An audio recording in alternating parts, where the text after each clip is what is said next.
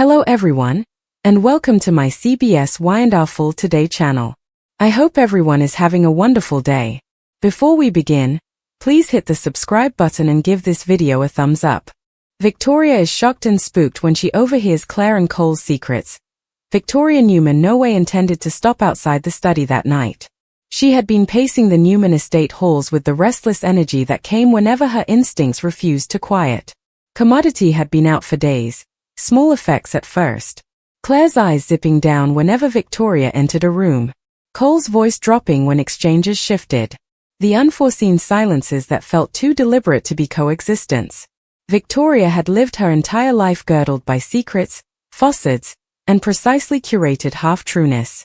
She knew the smell of deception the way other people honored incense. Still, nothing prepared her for what she heard when she broke, heart-pounding, just beyond the incompletely closed door. Outside, Claire's voice quivered, not with fear, but with urgency, the kind that came from holding Commodity in too long. Cole responded in a low, measured tone, one that carried the weight of remorse and restraint. They weren't arguing. They weren't conspiring in wrathfulness. They were confessing. And that ever made it worse. Victoria pressed herself closer to the wall, breath shoal, her entire body going cold as the verity began to unfold piece by ruinous piece. Claire wasn't just hiding Commodity, she was guarding Commodity. Someone. And Cole had known each on. The words blurred together at first, but also the meaning formed with brutal clarity. A once decision. A child whose actuality had been rewritten. A verity buried to save stability, to cover Victoria. As Claire rumored through quiet gashes. Victoria felt the blood drain from her face. Cover her? The irony was suffocating. She had erected conglomerates, survived hijackings, backstabbings, and wars both commercial and particular, but this treason struck at the core of her identity. Her hands quivered as she realized the recrimination of what they were saying. This wasn't just a secret about Claire. This was a secret about her. About her history. About choices she no way knew she had been denied. Her casket tensed as Cole admitted that he'd agreed to stay silent, induced it was the lower wrong, that revealing the verity would destroy everything Victoria had worked to make. He spoke of timing, of fear, of consequences, but all Victoria heard was that the two people she had trusted most had decided she couldn't handle the verity. That they had rewritten her life without her concurrence. Fear crept by next, sharp and paralyzing. However, what differently had been manipulated? What recollections were deficient? What feelings had been manufactured? Victoria's mind contended through times of simulated connections, moments of unexplained distance, if this secret was big enough to be hidden for so long. Her knees nearly buckled as the consummation hit her with full force. Her reality had been curated. And the scariest part wasn't the secret itself, it was how fluently they had lived with it.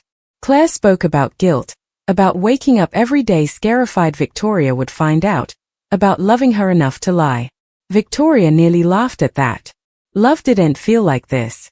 Love didn't leave you standing in the dark, eavesdropping pieces of your own life like a foreigner wiretapping on a tragedy. Cole's voice cracked when he admitted that every time Victoria talked about family, about heritage, about verity, it felt like a cutter twisting deeper. He said he was hysterical of losing her, hysterical of destroying the fragile piece they'd erected. That was when Victoria's fear shifted into Commodity darker. Rage. Not explosive, not loud, but icy and surgical. The kind that had made Victor Newman both stressed and admired. She eventually understood him in that moment. Secrets didn't just wound, they reshaped power. Victoria backed down quietly, each step deliberate, her heart forging so loudly she was certain they could hear it. She didn't defy them. Not yet. She demanded time. She demanded control. Inside her room, she locked the door and sank onto the edge of the bed, gaping at nothing as the weight of the disclosure settled in. Her mind replayed every word, every recrimination. The fear returned in swells, sweat that the verity would unravel her family, sweat that defying it would confirm just how alone she truly was. But beneath that fear was resoluteness. Claire and Cole allowed. They were guarding her. They had undervalued her. Victoria Newman didn't break when faced with the verity. She stoned. And nearly deep within her, A line had been crossed that could no way be uncrossed. By morning, everything would look the same to the outside world. Newman Enterprises would still stand, smiles would still be worn, alliances would still pretend to be complete. But Victoria knew the verity now. And formally a Newman sees the full board, the game changes ever. Victoria slightly slept. When dawn eventually crept through the altitudinous windows of the Newman estate, it felt invasive, nearly mocking. Light had a way of pretending nothing had changed, indeed when everything had. She lay still, eyes open, replaying the fractions she'd eavesdropped until they sutured themselves into a picture she could no longer deny. Claire's voice, soft, repentant, pulsing. Cole's, measured, defensive, burdened with times of restraint. Together, they had carried a verity heavy enough to underpinning an entire family, and they had carried it without her. Victoria rose sluggishly, every movement deliberate, as if rushing might beget the fragile clarity in her mind to shatter. She didn't cry. Gashes would have meant surrendering to shock, and Victoria Newman had no way survived by surrendering. Rather, she concentrated on the fear that dallied in her casket, cold and tight, and examined it like a strategist studies a battleground. Fear could paralyze, or it could etch. She chose the ultimate. Downward, the estate was formally awake. The sound of coffee being poured, steps crossing marble bottoms, the low murmur of voices, life continuing as if a lemon hadn't been planted beneath its foundation. Victoria broke at the top of the stairs when she saw Claire at the kitchen eyelet. Claire looked exhausted, eyes shadowed, hands wrapped around a mug she hadn't touched. Cole stood a many bases down, pretending to read commodity on his phone, but his posture betrayed him. They were bracing. Staying. That consummation transferred a flicker of commodity dangerous through Victoria's modes. They knew the verity couldn't stay buried ever. They just hadn't anticipated it to face this way. Victoria descended the stairs with calm perfection, her heels clicking vocally against the bottom, every step measured. She saluted them politely, nearly warmly, and the pressure in the room spiked incontinently. Claire looked up, startled, guilt flashing across her face before she could hide it. Cole met Victoria's eyes for a split second too long. She smiled. Not because she felt kindness, but because she understood now that control didn't bear battle. Not yet. Breakfast passed in simulated normality. Claire spoke too important, filling silences that prayed to be left alone. Cole spoke too little. Victoria observed them the way Victor formerly observed his adversaries, still, relentlessly, absorbing every tell. She realized commodity also that unsettled her further than the secret itself. They were hysterical of her. Not of being exposed, not of the verity coming out, but of how Victoria would respond. Formally she knew. That fear fed her resoluteness. After breakfast, Victoria left for Newman Enterprises earlier than usual. The office had always been her sanctuary, the one place where feelings bowed to sense. Yet indeed there, the walls felt different, as if the verity had followed her, brooding through sword and glass. She sat at her office but couldn't concentrate. Her mind drifted backward through time, through moments that now felt suspect. The distance Claire had kept at certain times. Cole's asseveration on tolerance when Victoria wanted answers. Exchanges that ended too suddenly. Opinions made for her own good. The consummation settled heavily. This secret hadn't was an insulation. It had shaped times of her life. That was the part that frightened her most. Not the disclosure itself, but the ripple good she could no way completely trace. By mid-morning, Victoria called a private meeting with her legal counsel. She didn't reveal the secret outright, only asked pointed questions, academic bones. About suppressed family records, amended birth instruments, sealed documents. The answers verified what she formerly suspected. The verity, whatever its full compass, had been designedly hidden, fairly and strictly. This wasn't an emotional lapse. It was a coordinated choice. Victoria thanked them coolly and dismissed them, her fear now completely converted into commodity colder, more redoubtable. At the estate that evening, the atmosphere was brittle. Nikki noticed first. Matas always did. She studied Victoria with quiet concern, seeing the shift beneath her son's composed surface. "Are you all right?" Nikki asked gently. Victoria met her aspect and offered a rehearsed smile. I'm okay, she replied, and abominated how easy the taradiddle came. Nikki didn't push, but the look dallied. Secrets were the Newman family's native language, and Nikki had learned long ago. When not to press too soon. Upstairs, Claire eventually cracked. She possessed Victoria in the hallway, voice shaking as she asked if everything was okay, if she sounded distant. The irony nearly made Victoria laugh. Rather, she looked at Claire with a calm so unnerving it made Claire falter. Why wouldn't I be okay? Victoria asked. Claire opened her mouth, also closed it, sweat flashing unmistakably in her eyes. In that moment, Victoria understood the power dynamic had shifted fully. Claire no longer controlled the secret. The secret controlled Claire. And Victoria controlled herself. Latterly that night, alone again, Victoria allowed herself a single moment of honesty. She admitted the verity she'd been avoiding since she eavesdropped the discussion. She was spooked. Not of the history, but of what defying it would bring. Families didn't survive secrets like this complete. She'd seen it time and time again in Genoa City. Exposure came with casualties, collateral damage measured in trust, love, and fidelity. But doing nothing came with a different cost. Living a taradiddle. Victoria refused to do that. She had spent too long fighting for autonomy to accept a life shaped by deletions. The coming day, Victor Newman noticed. Of course he did. Nothing escaped him, especially not a shift in Victoria's energy. He summoned her to his office without explanation. As she stood before him, arms crossed, Victor studied her like a chessboard he hadn't completely counterplotted yet. Commodities going on, he said eventually. And before you tell me it's nothing, flashback who you're talking to. Victoria held his aspect.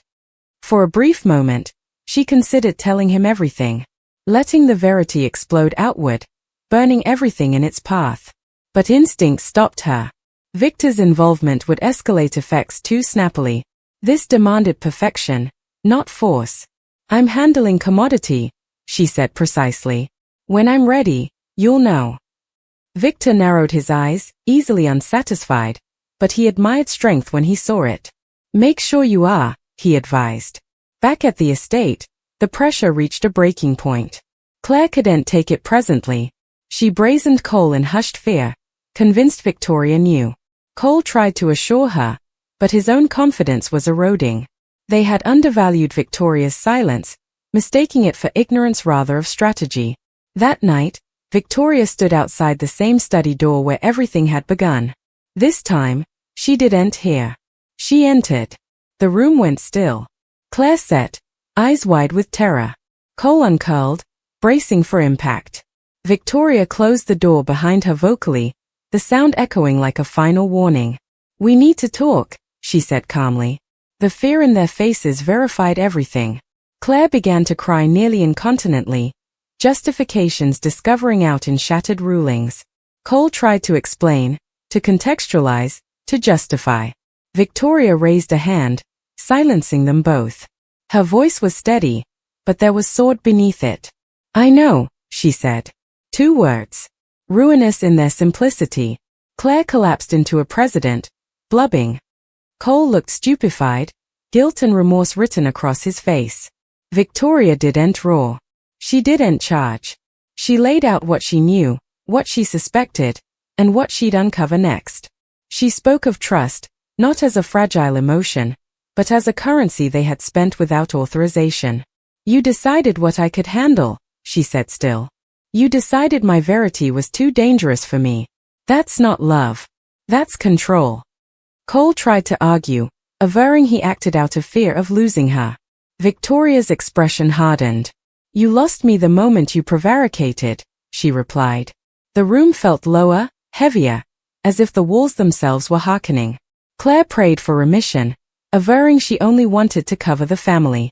Victoria looked at her for a long moment, pain fluttering beneath the face. Protection doesn't come from deception, she said. It comes from choice. You took mine down.